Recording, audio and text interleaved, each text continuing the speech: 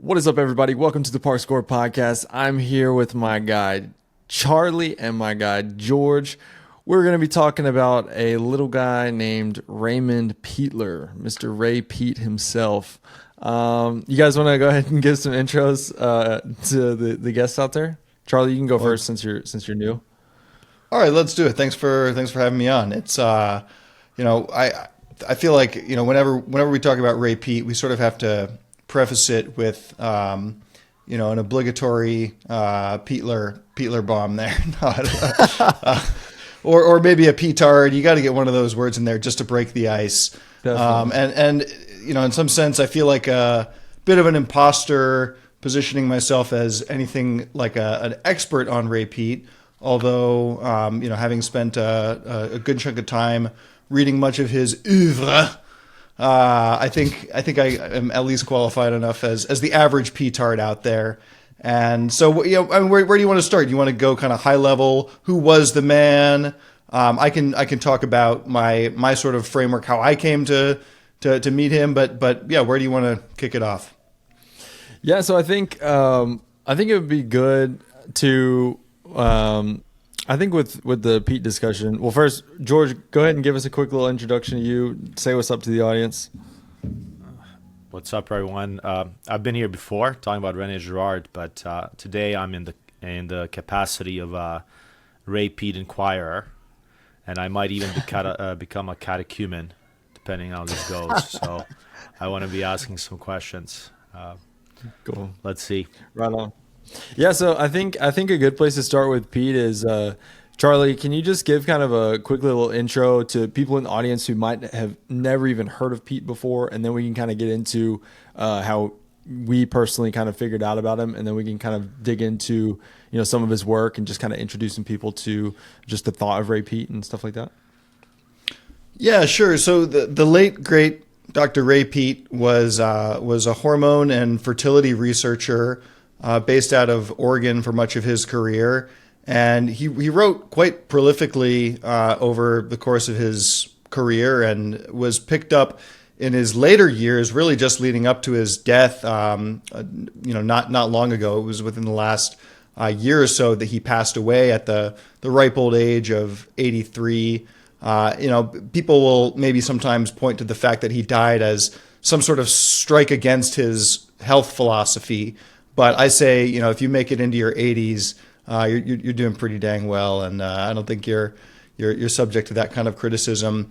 But I first came across Ray Peat in the sort of esoteric health Twitter space. I think actually I had one friend who was into these sort of obscure bodybuilding forums, and he was always a little bit on the neurotic side of things, and he would talk about the Ray Peat forum and all these kind of extreme dietary recommendations. Some of the memeified versions would be things like, the ice cream and orange juice diet, or maybe ice cream, orange juice, gummy bears, and aspirin if you want a little more variety. But these are some of the hallmarks of what people have wrongly referred to as the Ray Peat diet. And most people who have gone a little deeper will tell you there is no Ray Peat diet. If anything, Pete himself would have found that idea to be kind of abhorrent and the wrong way of approaching these questions of health. So you can go down many different rabbit holes from listening to his podcast interviews. He's did a ton of radio interviews back in the day. In his later years, he went on a lot of podcasts. He has a large archive of articles. But for someone that's really looking to just get kind of a primer, there's not actually that much out there. You sort of have to try to find your way in from any number of these strange and slightly esoteric sources. Definitely. And so for people who might not be aware, so this was something that was really tricky to me whenever I was first kind of getting introduced to Pete, was this concept that there's really not like a Ray Peat diet. Everything nowadays is so focused on things like stuff like keto or stuff like just any sort of thing like that. It's a paleo, carnivore. Paleo. Exactly. It's focused on cutting off these large sections of just the food pyramid and essentially saying like these foods are off limits for everyone across the board. And this is a situation that's true for everyone. But the Ray Peat, I guess, philosophy is a lot more holistic. It looks at things in terms of systems, and it does not try to prescribe, one given like dietary solution to what are essentially like all sorts of different kinds of individuals. So, can you kind of break down a little bit why it's kind of wrong to think about it in terms of like a specific diet or a specific, because that's what a lot of people on Twitter will kind of like jump to. They'll be like, okay, well, anytime somebody's giving some peat advice or something, they'll be like, okay, well, what foods do I need to cut out, or what's the dosage on this thing that I need to take? Dosage and duration. That's what people always say. But yeah, can you just like break that down a little bit? Sure. I think there is a note card version of Ray Peat that you could probably do much worse following those guidelines, those sort of protocols as a baseline, and just see how you respond to that. And the problem is if you get into any of these more kind of arcane topics related to hormone imbalances, or if you try to, I think where a lot of people struggle. For example, let's make it more concrete, bring it out of the abstract. Both fat and sugar have been demonized in the last, let's say, 50 years for fat, 60, 70, going back all the way to the 1950s. Fat and saturated fat in particular have been positioned as kind of a boogeyman, and a lot of blame has been put on saturated fat for the high cholesterol and that sort of thing. We make a linear extrapolation from the dietary fat that people eat to the fat that shows up when you look at the inside of their blood vessels. And Ray Peat tells a much more complicated story about fat. He's going to tell you saturated fat is good, is an essential building block for the membrane of the cells. It's a precursor to all these other beneficial hormones, but it's polyunsaturated fat. And, as soon as you say that word, a large swath of the population is just going to kind of glaze over. Maybe we can do a little better if we abbreviate it to PUFA. Polyunsaturated fat is just a bit too much of a mouthful. Sugar, you got the same thing where for the last, I'd say 20 years, it's really been increasingly common wisdom that sugar is, in fact, maybe some people are waking up to the whole saturated fat thing not being so bad, but they say, now sugar becomes the scapegoat. And in the dietary world, I think that this is where maybe we could even get into a bit of the Ray Peat, Rene Girard crossover. People are always looking for a scapegoat, something to blame, something to cut out. And we could go down the list of things that Ray Peat says you should cut out. And a lot of them might surprise people, like fish oil. That's an essential fatty acid that we're told is essential for brain development, all these other things. Ray Peat says it's just like any other polyunsaturated fat. It's prone to all these problems once it gets into your body, and better to pretty much just eliminate it altogether. So, starting right there, sugar in Ray Peat's framework is good, clean burning energy. It's, even table sugar, white sugar, refined sugar, which is the ultimate scapegoat, seems like, in 2025 dietary circles. He would say might not have so much nutritional value, but as an energy substrate, as a kind of thing that your body can just burn for energy, no problem with sugar. So I don't know. I'm gonna stop there just to take a breath. I got a question. Yeah. I heard of seed oils. I heard of seed oils before Ray Peat, and I'm just wondering the history of it. How much does Ray Peat have to do with this latest kind of anti-seed oil things? Do they come hand in hand, or is this like a coincidence? What's the I would say he was one of the OGs. He was talking about this, writing about this back in the probably 70s, at least in the 80s.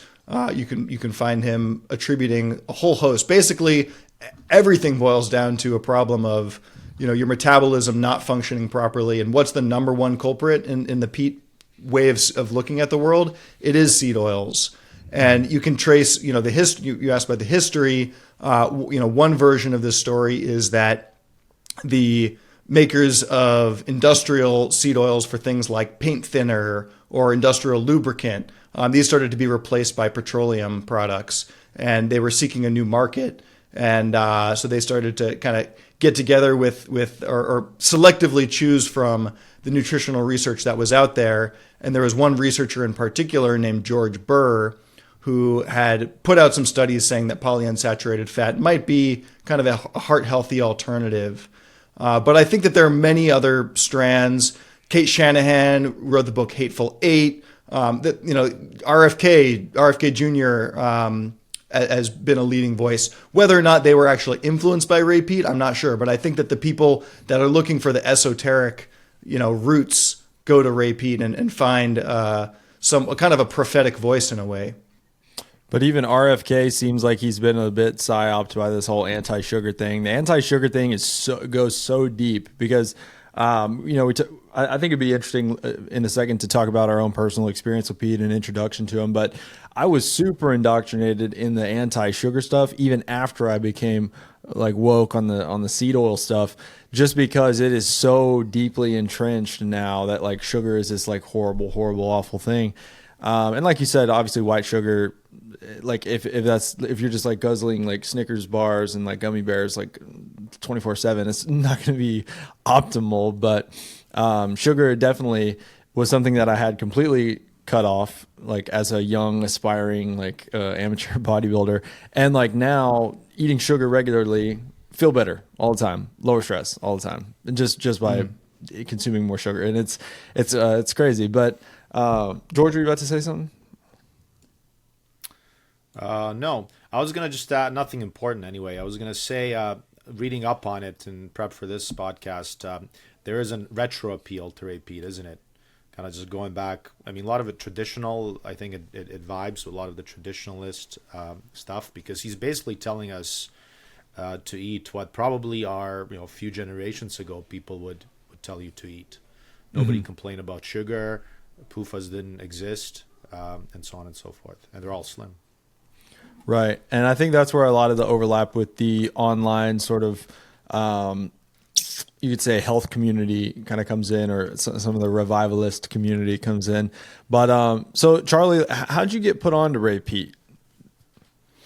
Yeah, the first real encounter was this neurotic friend of mine talking about the Ray Peat forum, and I sort of dismissed it as just another one of these weird fad things. And then a few years later, I picked up a book. My sister-in-law was reading Heal Your Metabolism by Kate Deering, which is a very approachable book that introduces pro-metabolic principles. The idea that it's not just about, calories in, calories out. And in fact, most people could probably increase their calories and possibly even lose weight doing so just by ramping up the speed at which their body can utilize that energy. And I think there are parts of it that easily match with my existing worldview. Things like, okay, organ meats, oysters, nutrient density, even, meat, collagenous cuts of meat, saturated fat. The sugar was a little odd, but I probably started to adopt some of that at that point. And then what was harder to reconcile with my existing worldview was this position on stress being fundamentally harmful, and almost, at any dose. I had been accustomed to thinking of beneficial stress or hormetic stress as something generally positive up until the threshold at which it might start to, kind of like the Nietzsche line, that which doesn't kill you makes you stronger. Most things seem to have this sort of J-shaped dose response function where you can find an optimum, whether it's fasting or cold exposure. And I had dabbled with a lot of that stuff. I had even written a book called Hormetics, this idea. Okay, all right, thanks. We might have to edit this out. My daughter just turned 5 today, and she's very excited to show me that she got a little sewing kit where you can sew your own cat. Having kids is peaty, by the way, even though it's stressful. Yeah, exactly.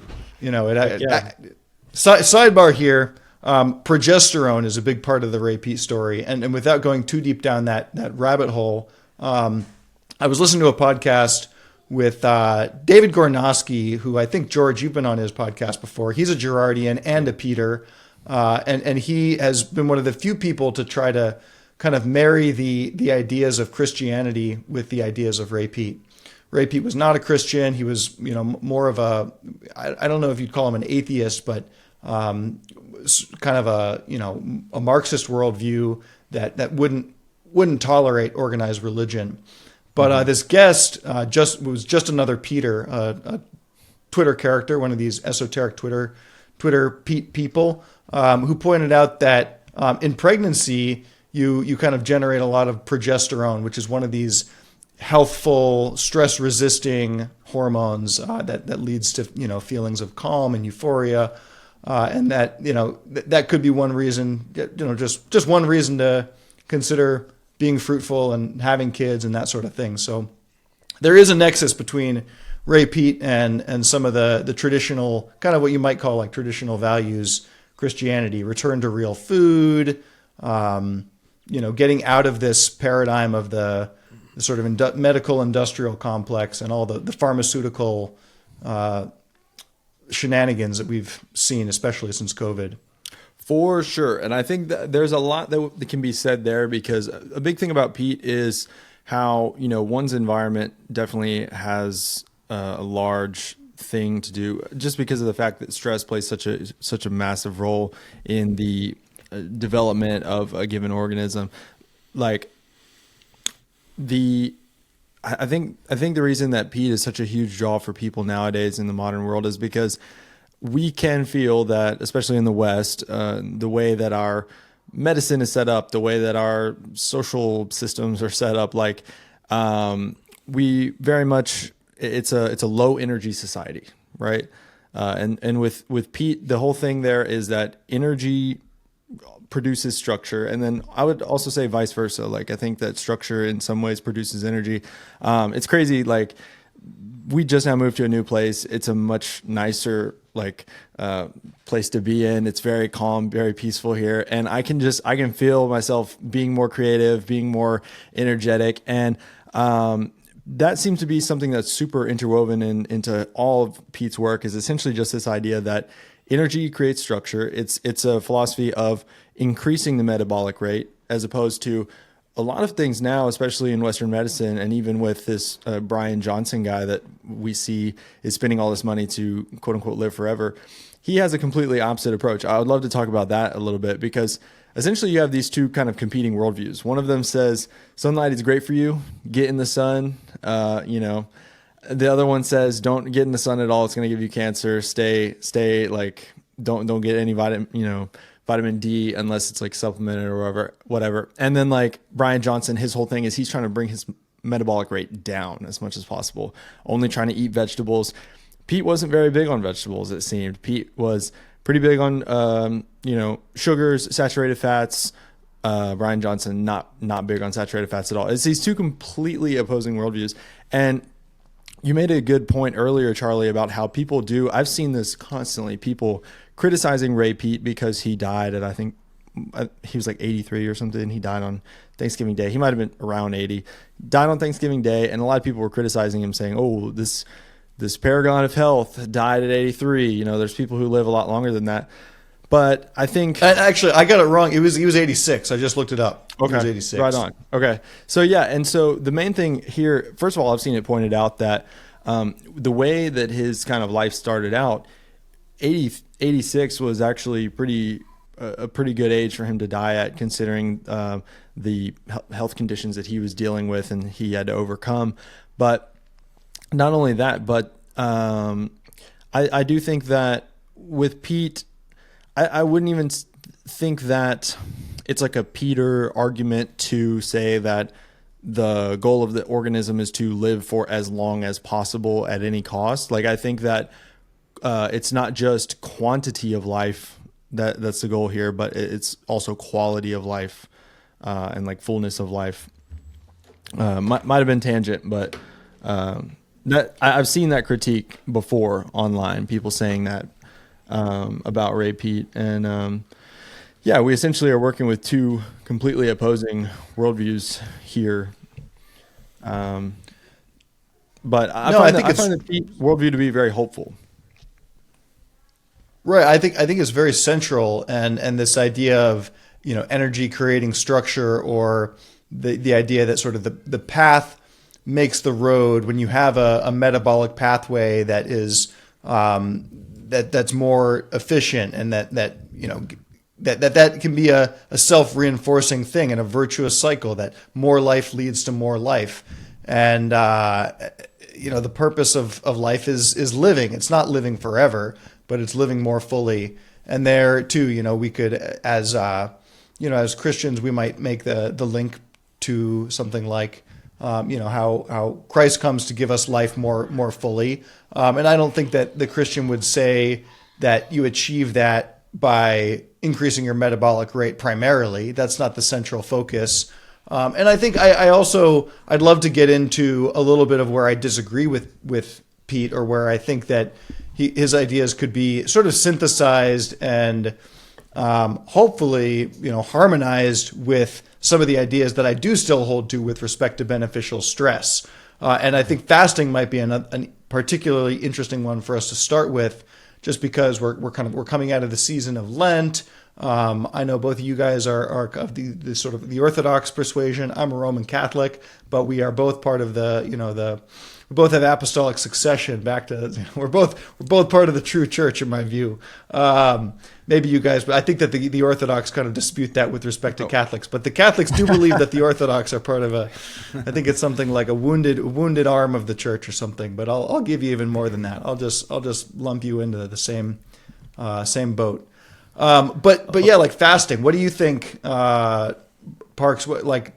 How do you square a belief in maybe the spiritual benefits of fasting with Ray Peat's perspective, which is that it's basically stressful, it depletes your thymus, or maybe even dissolves your vital organs? That's a pretty extreme view. Seems hard to reconcile with the alternative, even vitalist perspective that fasting is beneficial. So I think the main thing here is that in Peat's philosophy, so we know that man does not live on bread alone. And I think a large component of Peat's philosophy, yes, it is very, very much focused on the physiological and on the chemical, but also too, there's a big emphasis in Peat's philosophy with meaningfulness and engaging with meaning, engaging with purposefulness, or just purpose in general. Peat is, I would honestly say, if you were to really press Peat on something like that, I do think that he would probably agree that there are some activities which can be so meaningful that the stress induced thereby is kind of offset. I know for a fact, I saw just the other day, what was it? So he was essentially, it might have been Danny Roddy who was talking about this, but essentially that when something is done out of a sense of obligation, then there is a stress response to it. And then he said something like, essentially when something is engaged with in a spirit of curiosity, playfulness, experimentation, this sort of like seeking, then it actually has the opposite effect. It has a calming effect, and it's not at all stressful. And it can be the same exact action.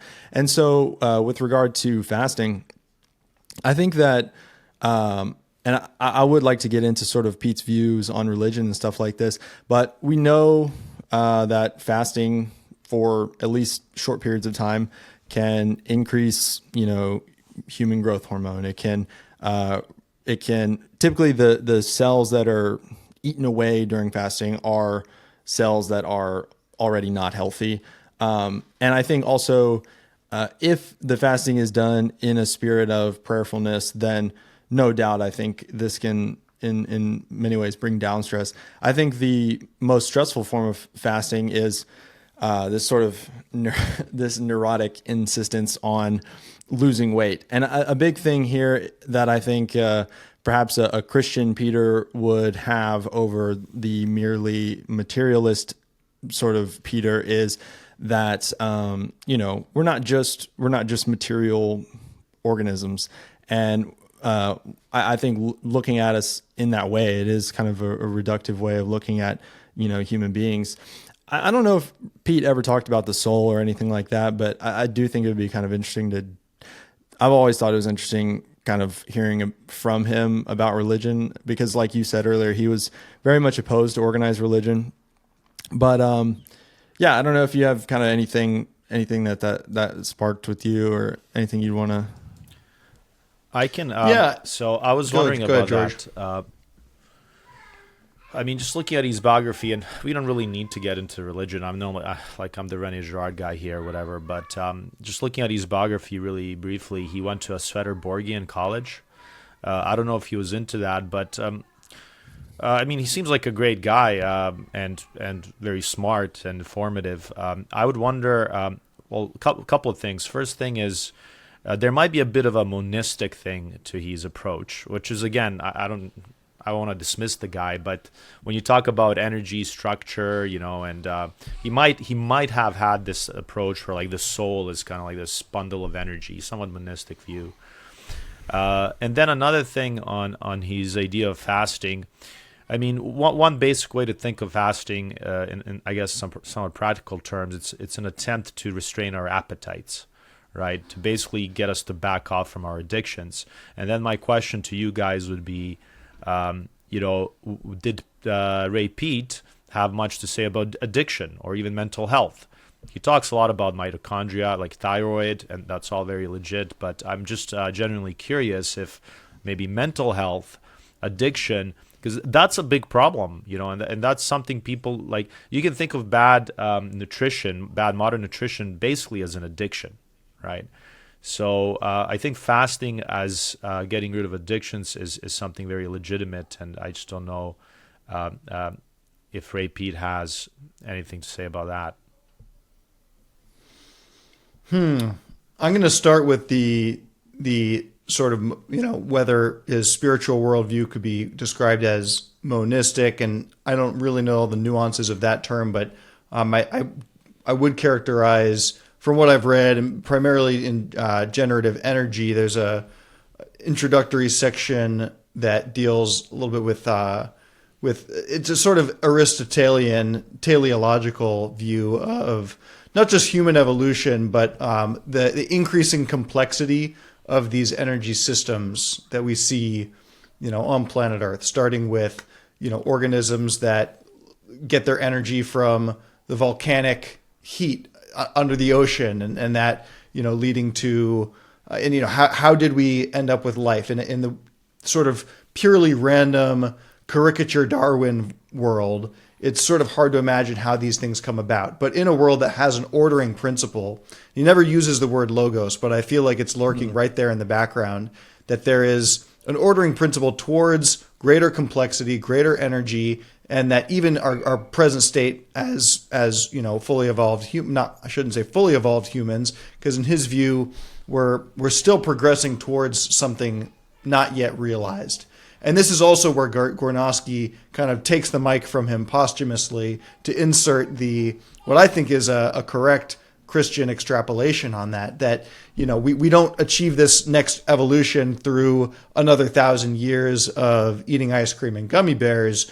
We achieve it through the resurrection and through obtaining these supernatural bodies that are even described in Scripture. Jesus after the resurrection he's kind of material, but also he's like walking through walls, and he's ascending into heaven, and that to me, obviously we see as through a mirror darkly. We don't know exactly what that end state is, but I think there is a harmony in terms of thinking about humanity as the best is still ahead. The best isn't some previous past state to be nostalgic for. And I do think a lot of people get kind of stuck in that nostalgia for 1930s, 1940s, when we could eat 5,000 calories of meat and potatoes and not worry about gaining weight. I'm certainly a little nostalgic for that. But I don't know. There was a second part to your quote. Oh, the addiction. Parks, do you have any thoughts on that? So I'll say, obviously, in order to get into that, I can kind of give a little bit of a background of how I came across Peat. So obviously, whenever I was a young man, I read a little book called Bronze Age Mindset, and that's where I actually first heard about Ray Peat, but it's also where I got super sucked into the whole right-wing bodybuilder rabbit hole. And obviously, I knew nothing about Ray Peat whenever I dove in.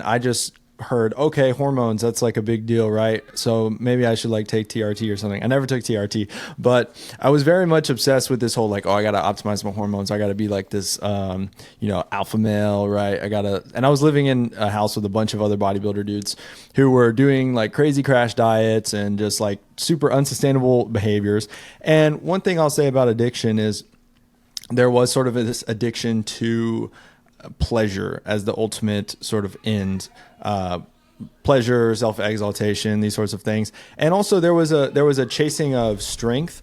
There was a chasing of aesthetics, like with regard to like our physiques and stuff, but it was totally maladaptive. So like we were doing things that were incredibly unhealthy in an attempt to achieve these highly aesthetic physiques, whether it be drugs, whether it be, like I said, crash dieting, or even just like I remember I got so lean one time. My friends started calling me like reptile, and but my vision started turning yellow. Like, so we were pursuing this thing, right, because of our metaphysical desire. Shout out Rene Girard, but it was causing these sort of maladaptive behaviors, and it was things that I thought that I wanted or thought I needed or something like that. And anyways, I ended up getting into kind of going in too deep, getting injured, and then I spent some time away. I graduated. I was back home, and I kind of, I was actually researching. I was researching for a book where I was going to write like a dramatized kind of account of the previous year, and I stumbled upon generative energy because I was like, I've heard of this Peat guy. I've heard him mentioned. He sounds cool and all. I should actually look into his work. And in generative energy, I actually found this a lot more holistic understanding of health, right? And obviously I got put onto the whole concept of energy and structure, got put onto the whole concept of really just lowering stress and just engaging in meaning making more meaningfully. And for me, I would say that the benefit of Peat is it gets you to look at like a given behavior within, I don't know, just a wider scope, rather than thinking so. Like for example, calories in, calories out. That was something that was pretty big for us, because how are you going to bodybuild if you're not like doing calorie counting, right?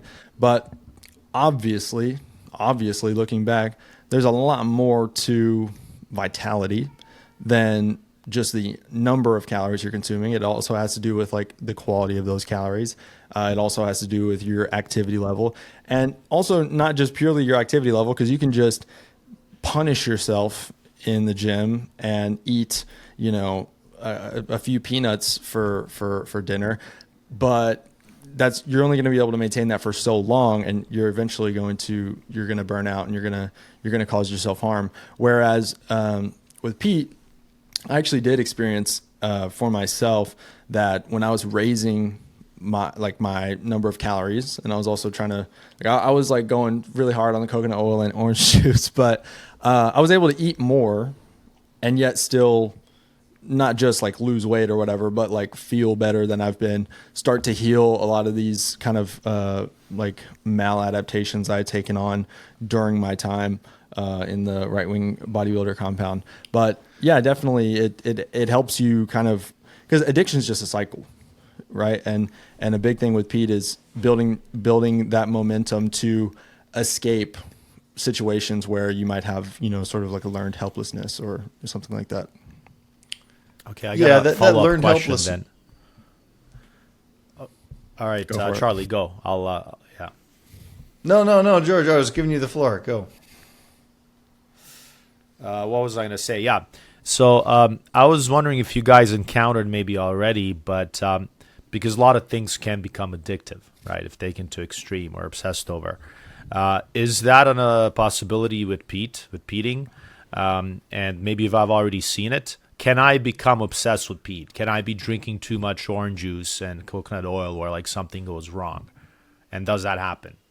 Could it happen?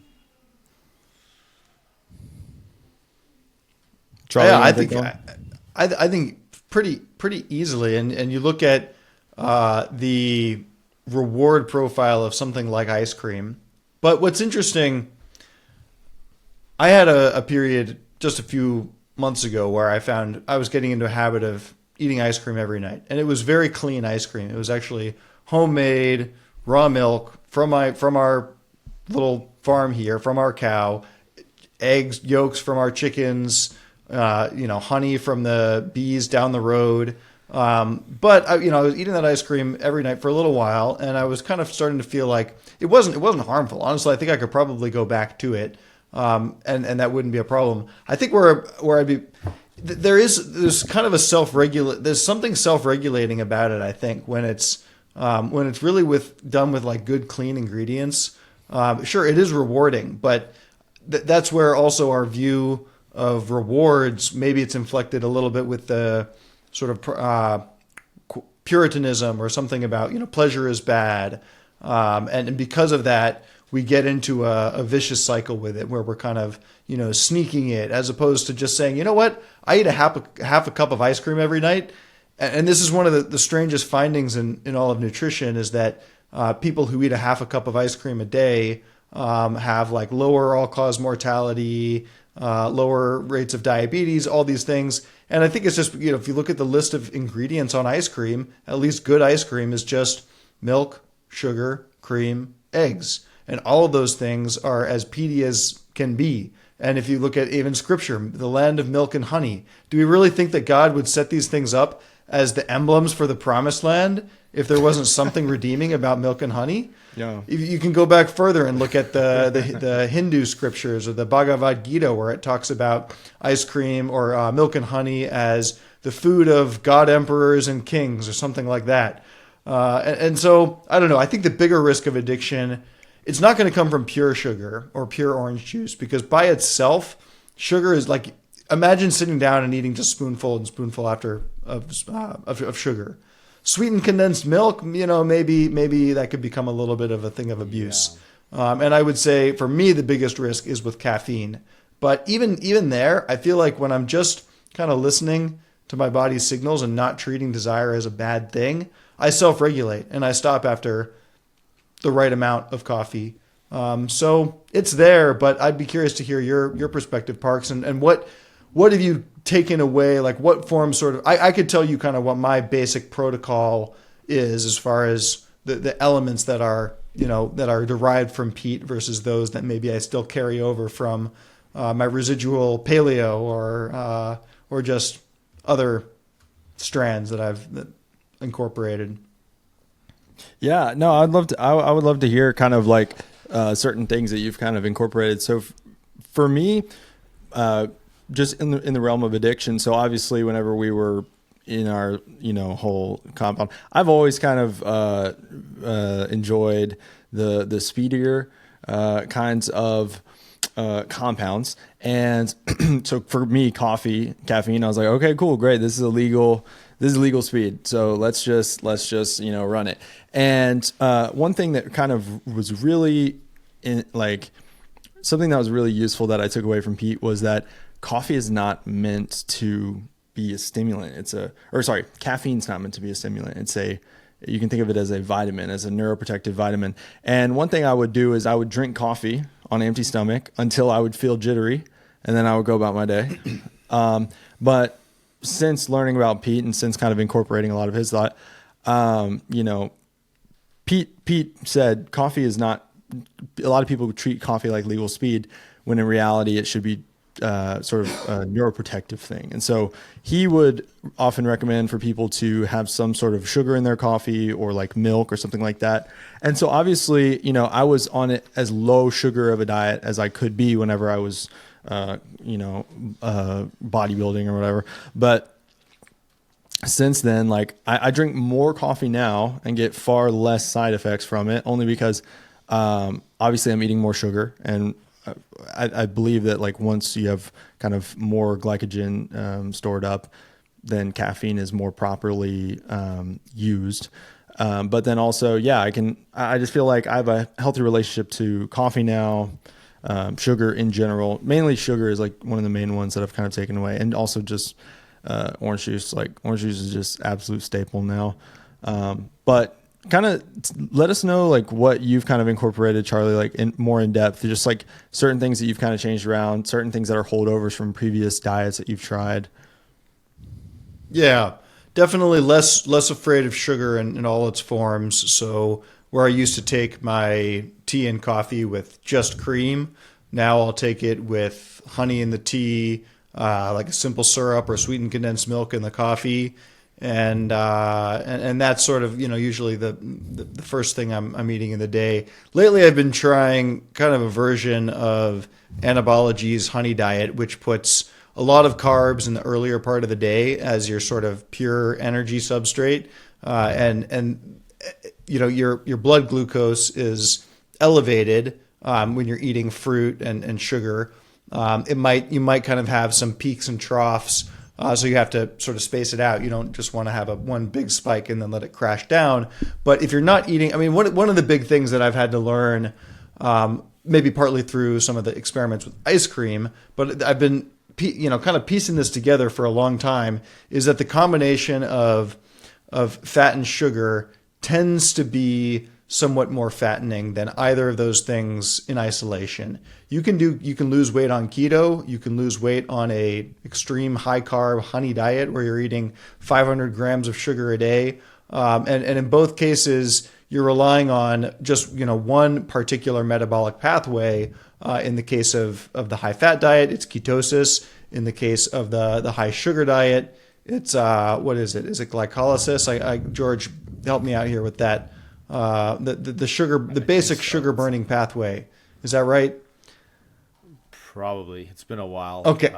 Okay. All right. Well, no one's going to call me on it. But now I'm going to pretend like I know what I'm talking about and drop the Randall cycle into the conversation, because this was new to me about a year and a half ago or so when I learned that it's kind of the inverse of the ketogenic formulation of the insulin hypothesis, where with insulin hypothesis, spiking insulin by eating sugar, as the story goes, Gary Taubes, a lot of the low carb people will say, you spike insulin, you're sending a signal to your cells to load in whatever nutrients you're consuming, whether they're fat, carbs, or sugar.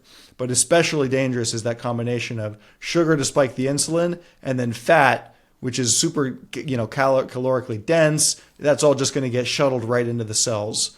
And to reverse that, you need lipolysis. You need to get into fat burning mode. You need oxidation of free fatty acids, from the liver.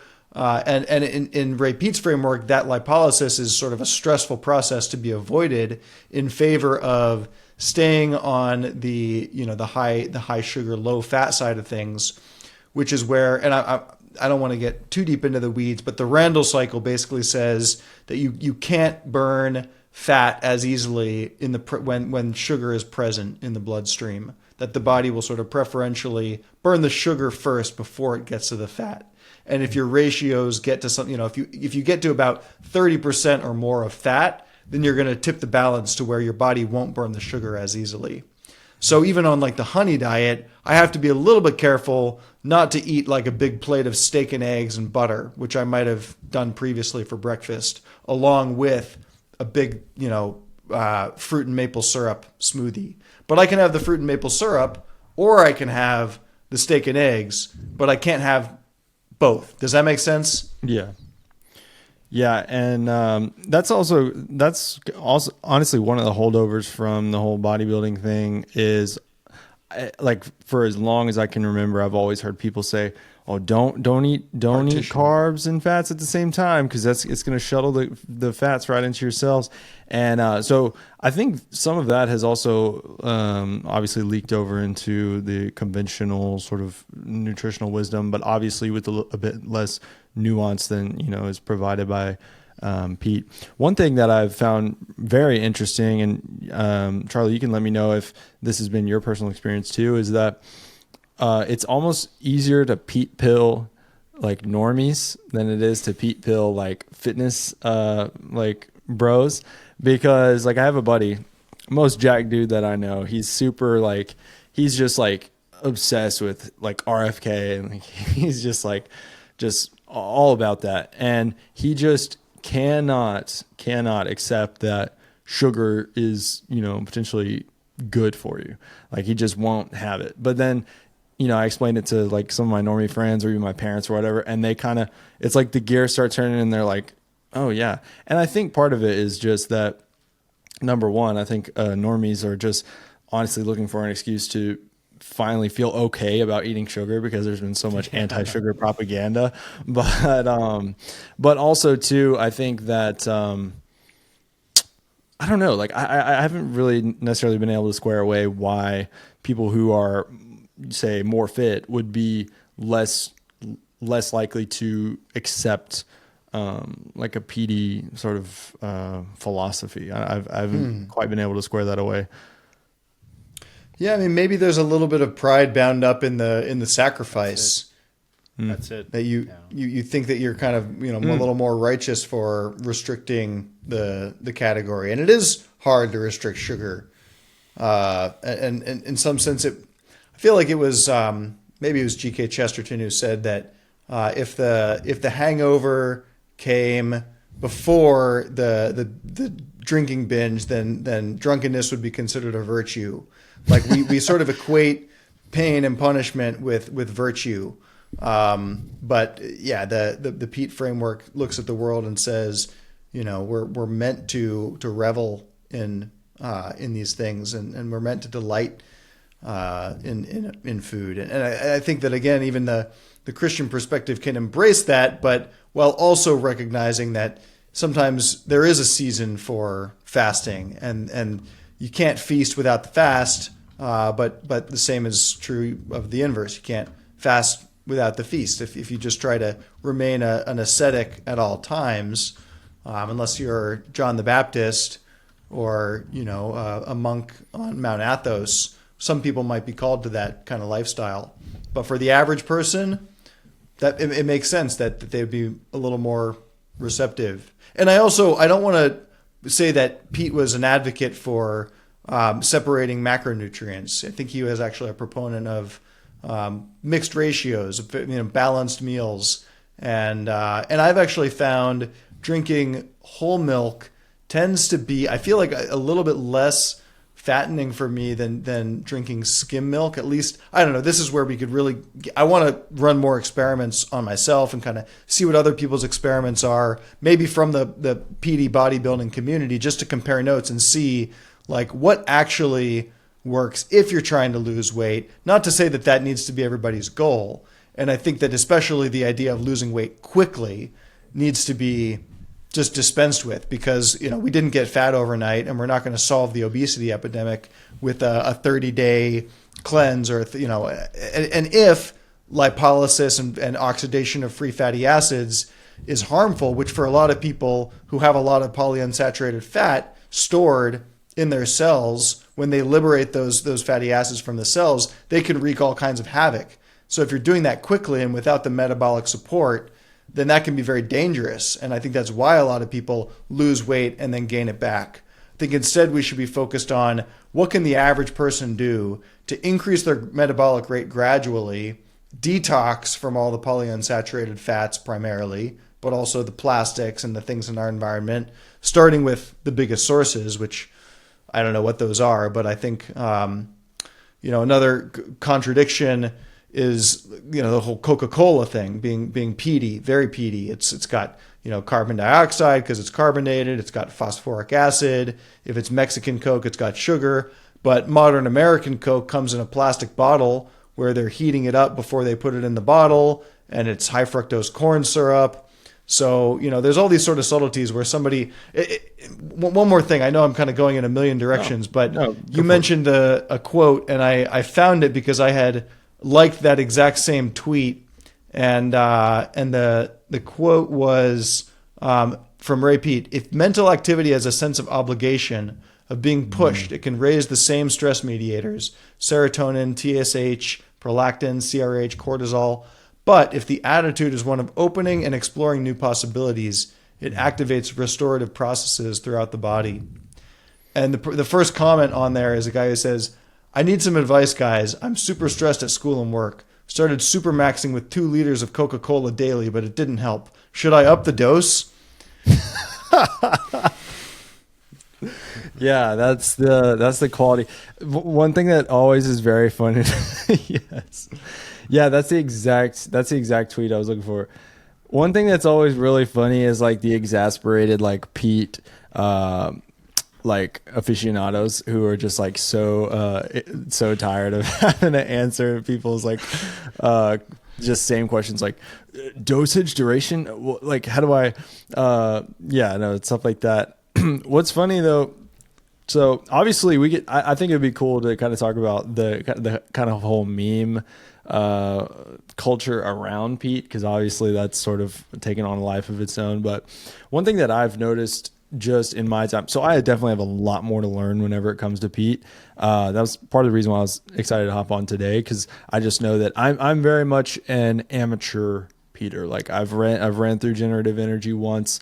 I've implemented a few things and they have helped me. They've helped me get over some, injuries and stuff like that. But I've definitely been a Pete Tard in the past. Like I've been the Coca-Cola drinking, like, or, 'cause I still to this day, I'll enjoy like a Mexican Coke, but I've been like the dude who's just like chugging ice cream and OJ like all day indiscriminately. And so one thing I've noticed is, so I went through a period of time where I like skyrocketed my blood sugar and my blood pressure because I was being a petard. But then I went through a period of time where I kind of like corrected some of that. And one thing I'll say is, so since doing the Pete diet, and I would say doing it kind of semi okay, strength levels through the roof, right? I'm much stronger than I've ever been. Body composition though, body composition definitely is softer, and that is where I think there definitely is still more to be sort of discovered, because obviously everyone wants to have their cake and eat it too, right? We want to be healthy, but we also want to like look good.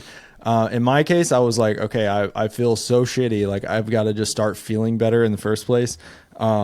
And so I've been able to kind of balance it out a little bit, but I've noticed that whenever I try to go more for one, I start to lose the other. And that, I think that's purely by virtue of the fact that I'm very much amateur Peter. But like you were saying earlier, anabology, dude is a freaking dude's a freaking monster. There's a lot of guys online who I've noticed who implement a lot of Pete's philosophy very successfully, or at least seemingly successfully. Obviously people can lie on the internet. That's not, that's not Right, news to right. anybody, but Well, rule number one of peating is you never go full petard. yeah, You've exactly.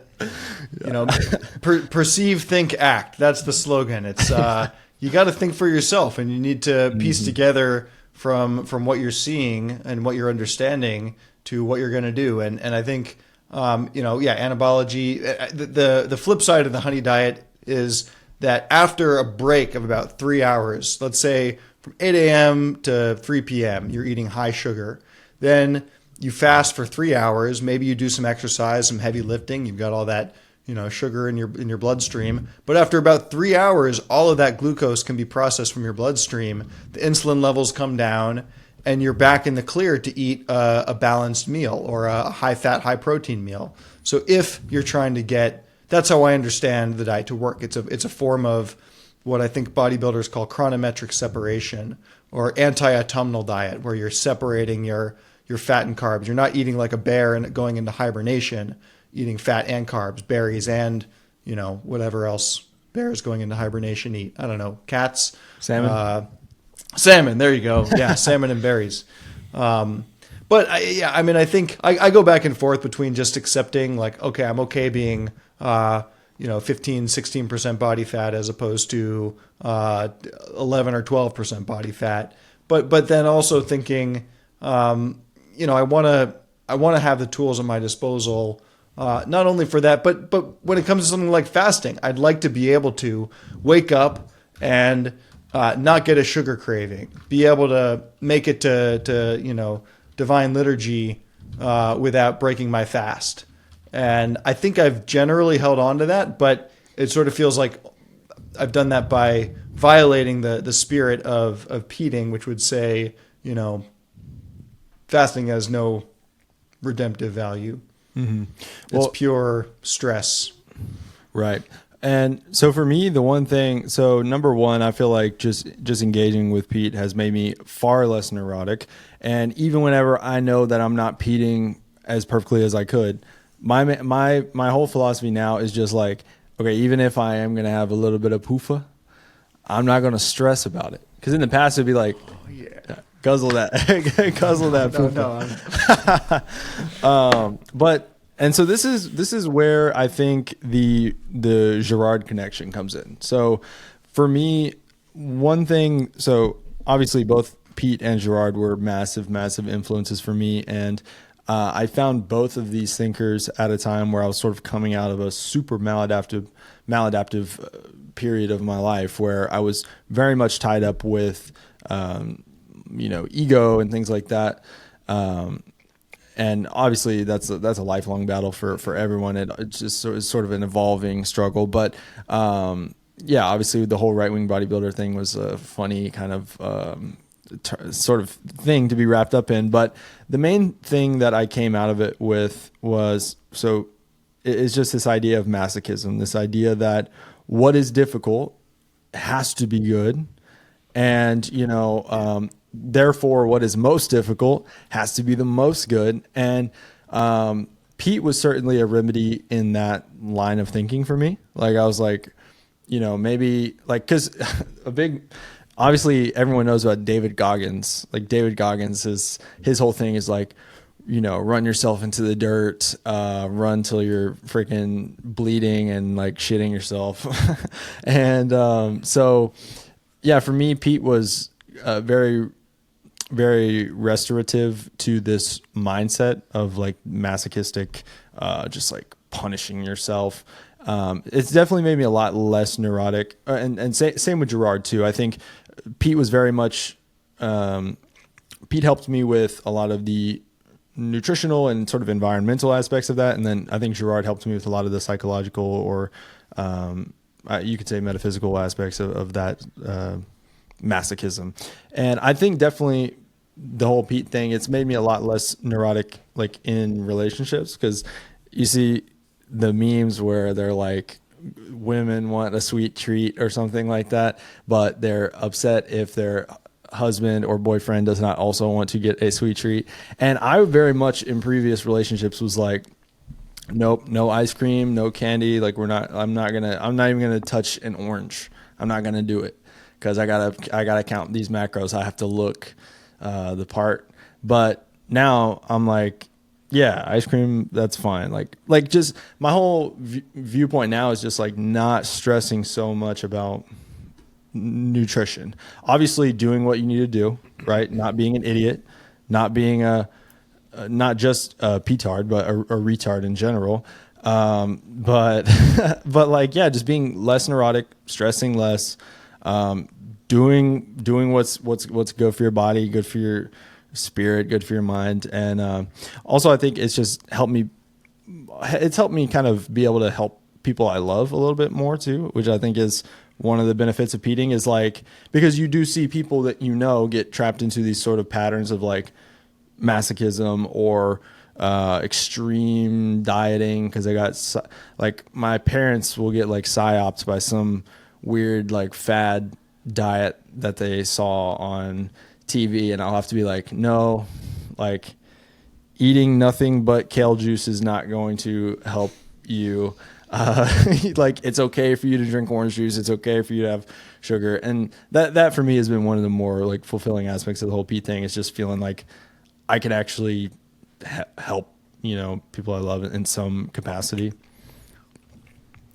I'll just bring up, recently I reread Girard's little piece on anorexia. And I know, Charlie, you mentioned you wanted to talk about that at some point, but to keep it really short, he compares actually anorexia to traditional fasting, and how some modern thinkers, philosophers kind of retroactively say that religious fasting was like a historical version of anorexia, and where he draws a difference, really, as you might expect of Girard, is in the competitive aspect or obsessing over others. And I think that ties into the sadomasochism and the reason we discussed why people don't want to go in a Peat, because it's belittling their sacrifice.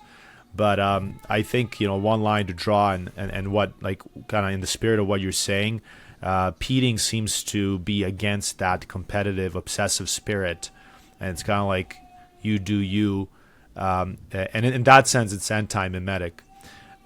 Whereas, like, for example, what causes anorexia is, again, the positive feedback loop.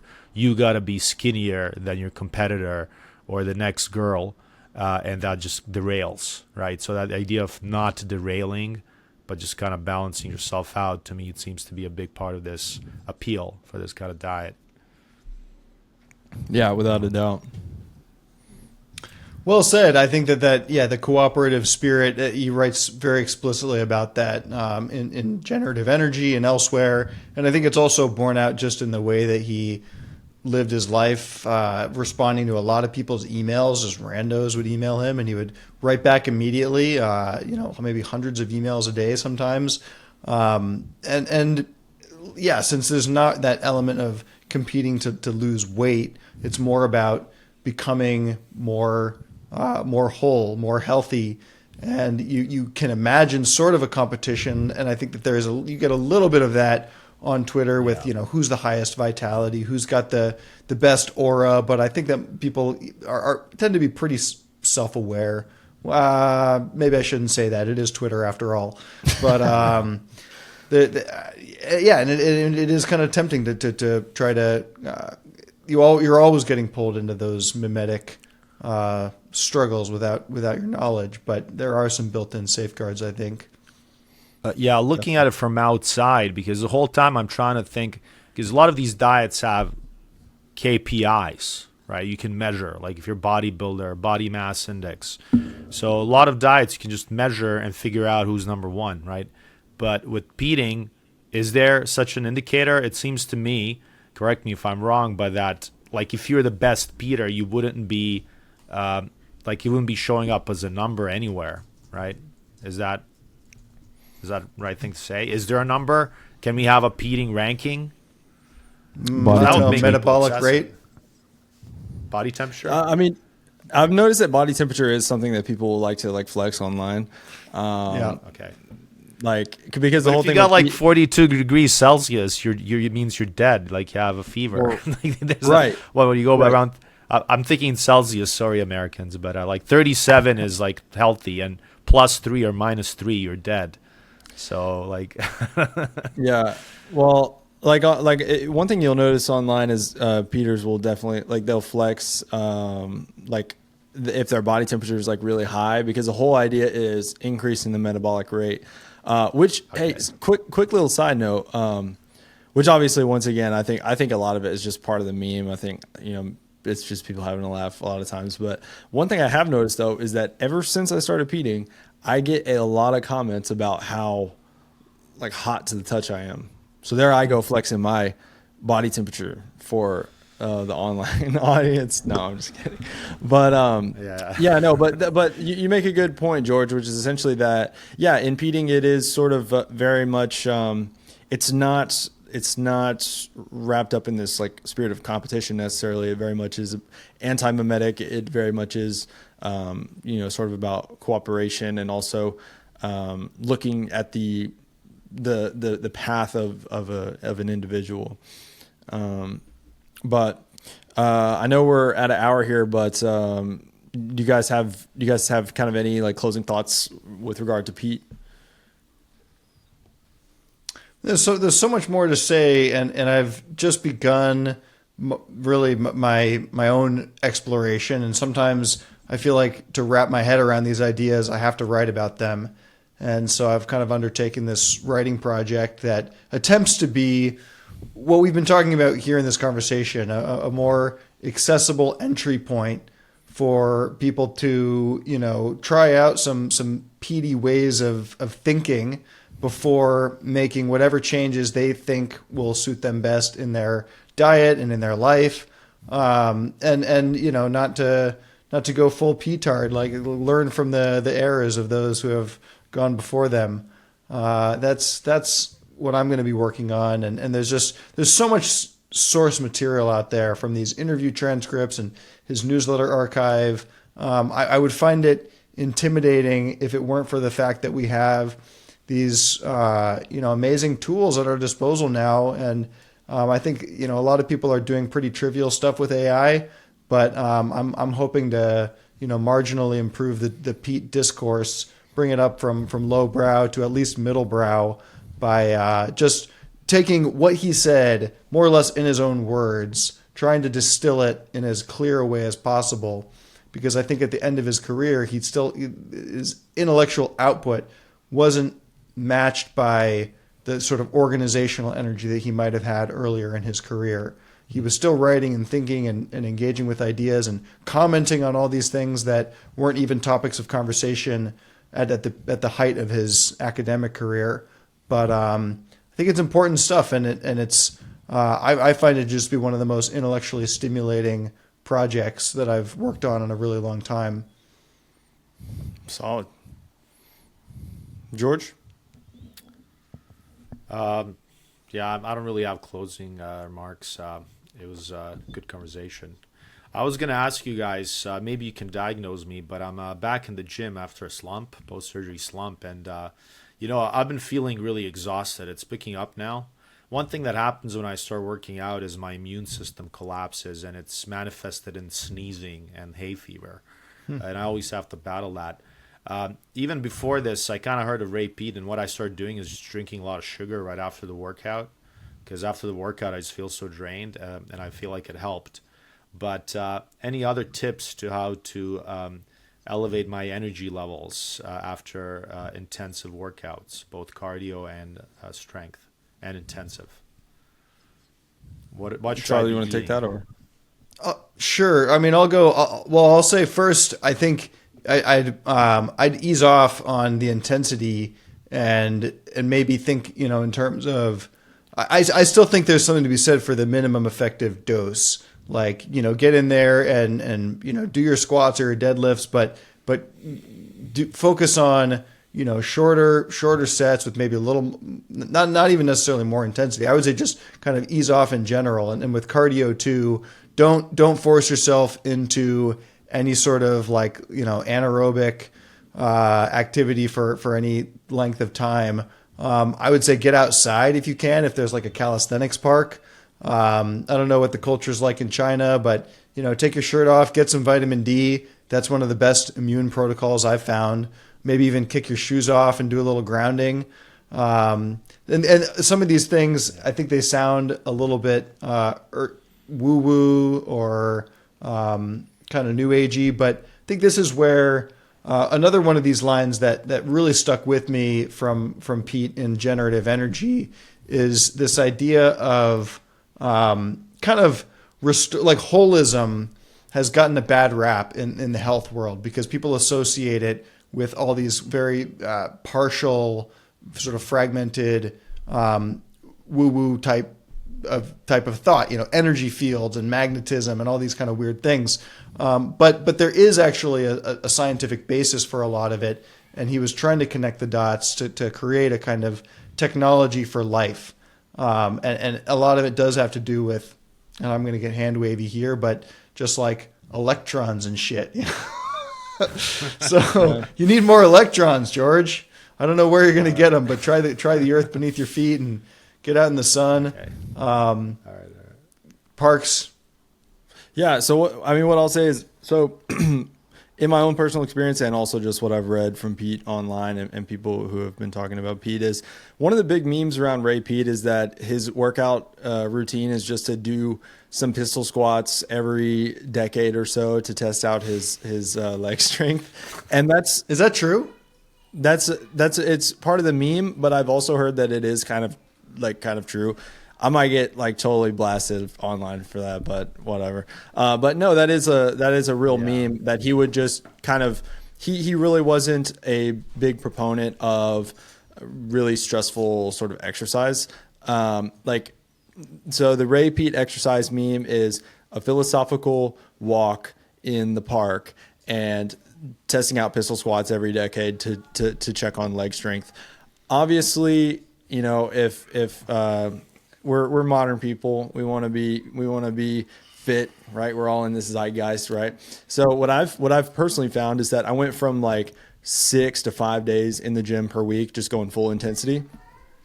And since kind of peating or whatever, I take way more rest days, and I just try to hit, say like a strength personal record on 1 or 2 lifts in like maybe every other day, if that. I'll lift, work out really intensely for 2 to 3 days a week, and I've found that not only am I getting sick less often and getting banged up less often just by virtue of the fact of having more rest time, I'm also able to hit more PRs just by virtue of the fact that when I am going at those workouts, I'm like more well rested. I would say, like, from a peating perspective, if you notice that you are kind of getting more symptoms like sneezing or like flu-like symptoms whenever you're like hitting the gym, I'm not sure what your kind of split is or what you're doing while you're there, but that would be like a clear sign from a peating perspective that the immune system is taking a hit just because of the stress levels being induced, and that like more rest could honestly be beneficial to like gym performance and like overall gains. My closing thoughts for Pete, guys, if you want to get absolutely shredded 6-pack abs in just 2 weeks, eat a gallon of ice cream every single night, and you'll be an absolute Peter. You'll be an absolute Peter for life. No, guys, but I appreciate you guys coming on the pod, and I hope you guys have a good rest of your evening.